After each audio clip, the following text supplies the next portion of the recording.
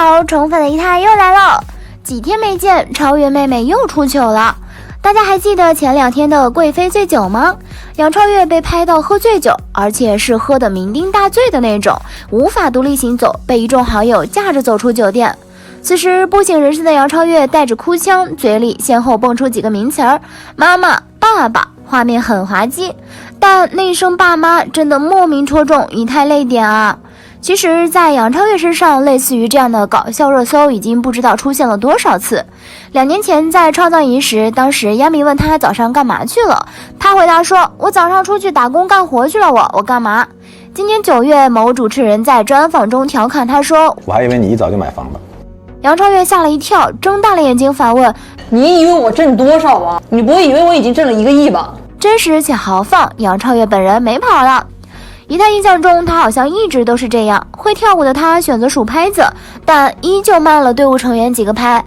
被问到为什么来参加创造101，他的回答让人捧腹大笑，说是看到有个2000元通告还管饭吃，他就去了。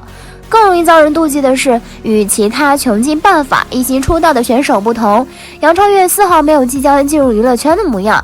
在遍布角落的摄像机前，他在评委面前毫不怯场，委屈了就大哭，不想练舞了就直接表达。他甚至直接对着评委建议道：要不你们从淘汰的人里抽几个人送个手机啥的。可让人万万没想到是，当初争议最大最不被看好的他，在今年还步入了人气女明星的行列。最让人羡慕不已的莫过于他的新剧是接二连三的官宣。大家都知道，一位女演员如果能够连续接到各个剧组的邀请，那她身上肯定存在着特别明显的优点，演技特别炸裂，或者是商业价值十分高。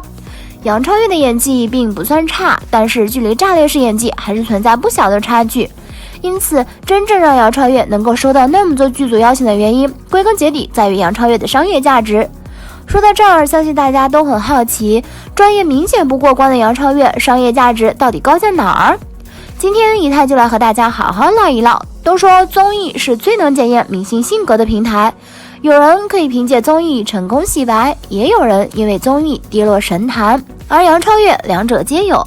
从出道至今，他身上的争议从未断过，而他的人设也一直在更新，但杨超越的人设却从未翻过车。相反，杨超越还凭借多种人设越来越红。人设之一，锦鲤。创造101是杨超越争议最大的节目，也是他爱哭哭锦鲤人设的开始。他的出彩不是因为过硬的业务能力，而是因为他是全村的希望。杨超越一哭成名，哭得莫名其妙，但也奠定了他之后会成功出道的结局。成团后排在第1、2位的孟美岐和吴宣仪陷入退团风波，排名第3的杨超越尚未成功，杨超越的锦鲤人设就此立住。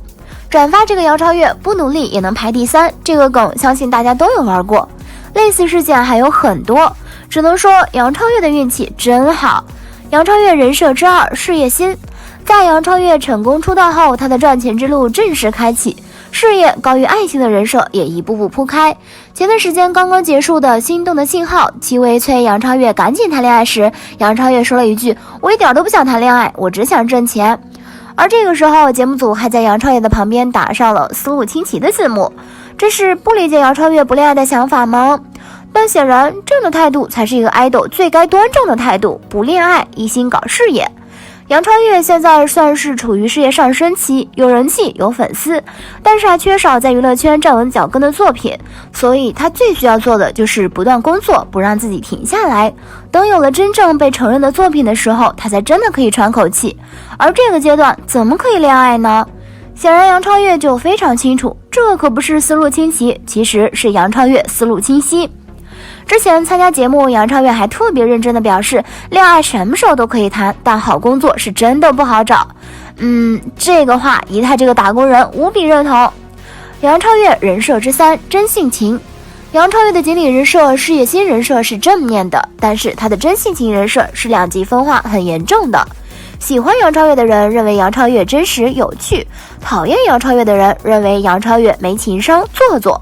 许多女明星走红之后都会显得高高在上，仙女气息是直接拉满，但是杨超越的身上你看不到这些，我们看到的她是随时随地接地气儿的。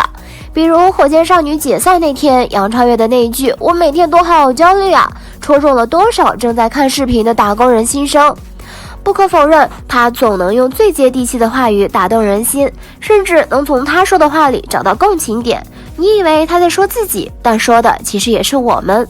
说了这么多，也就不难理解杨超越的商业价值为什么会越来越高了。她长得漂亮且好看，这样路人粉都很容易看到她的第一眼就对她产生心动，然后再进一步了解到她的性格以及事迹后，也会渐渐的真的喜欢上这个女孩。久而久之，杨超越成了娱乐圈中为数不多可以不靠作品长期维持人气和热度的新人女星，那她身上的商业价值自然也就越来越高了。但是换个角度想，大部分人不喜欢杨超越的原因还是因为她的业务能力。杨超越曾在中餐厅里拒绝唱跳，还说自己已经毕业，再也不用唱跳了。身为女团出身，唱跳是基本功，但是杨超越划水这个话题也不止一次登上热搜。一个明星到底行不行，观众心中是有数的，干啥啥不行，可为啥能火这么久，还拥有这么高的人气呢？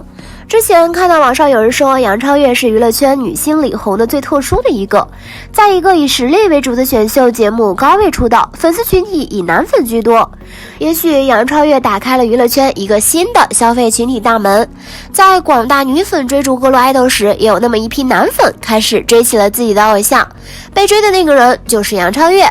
杨超越身上有着吸引男粉的魔力，她的性格在男粉中不存在做作一说，结合同性相斥、异性相吸的原理，男生眼里的杨超越显得更真实可爱。从杨超越出道至今，她到底配不配得上如今的地位，这真的不好说，但她的人气居高不下，这也是事实。如今的杨超越脱离了唱跳舞台，事业发展的却越来越好。杨超越的出道是运气，是奇迹，可能维持2年不倒，就不止运气那么简单了。运气好固然是真，但她也有能接得住这块大馅饼的实力。对于一些当红小生很快就凉的现实，不得不说谁都得坦然面对。毕竟在这样竞争大的环境中，很难保证自己不被别人挤下去。但是在杨超越身上，她的闪光点却是每一个人曾羡慕的，但却偏偏丢掉的。